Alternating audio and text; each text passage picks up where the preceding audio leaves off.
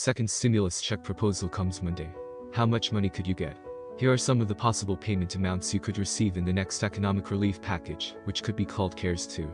On Monday, Senate Republicans will roll out their plan for the next economic rescue package, which is expected to be called CARES 2 and include a second stimulus check. But how much money it will contain is still unknown. It's suggested that the Senate's proposal could follow the same $1,200 stimulus check guidelines that the CARES Act enacted when it was passed in March. Even if it does, there's no guarantee that the final coronavirus relief legislation would contain the same figure. That's because, after CARES 2 is presented on Monday, Democrats in the House of Representatives will join the debate, which is expected to become heated. Only then will details such as how much money each person or family who is eligible for a second stimulus payment might receive solidify. Right now, the congressional bodies differ significantly in the amount of money proposed for a total relief package. The Senate is looking at a $1 trillion cap, while the House seeks $3 trillion in aid. We don't know how much will be in the economic payment, but we have some clues worth examining right now. This story is updated often as new information becomes available. How big could a second stimulus check get? Over the past months, leaders in Washington have suggested different stimulus ideas and dollar amounts for qualifying individuals. Here are the proposals that we've heard so far, and how likely we think they could be, now that the Senate has joined the White House and House of Representatives in supporting another direct payment. Of course, another stimulus check isn't a done deal, and anything could happen between now and the final bill. A second payment for the same amount as the first.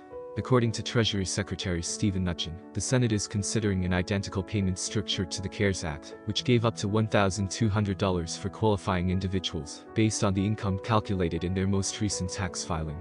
Our proposal is the exact same provision as last time, Mnuchin told reporters Thursday, according to Bloomberg. Using the same guidelines could potentially be one less obstacle in negotiations, and speed up the delivery of the check, getting it into more hands and bank accounts faster than if negotiations drags on. After all, the IRS already developed a system to deliver the CARES authorized checks. Is there any chance the second stimulus check could be smaller? Earlier this month, White House economic advisor Larry Kudlow said a second stimulus payment won't be as much as the first. That was July 10. It aligns with earlier statements from McConnell, who has indicated that the next stimulus package will have a $1 trillion cap. House Speaker Nancy Pelosi, a California Democrat, made her disagreement clear. $1 trillion is an interesting starting point, but it doesn't come anywhere near, Pelosi said July 9.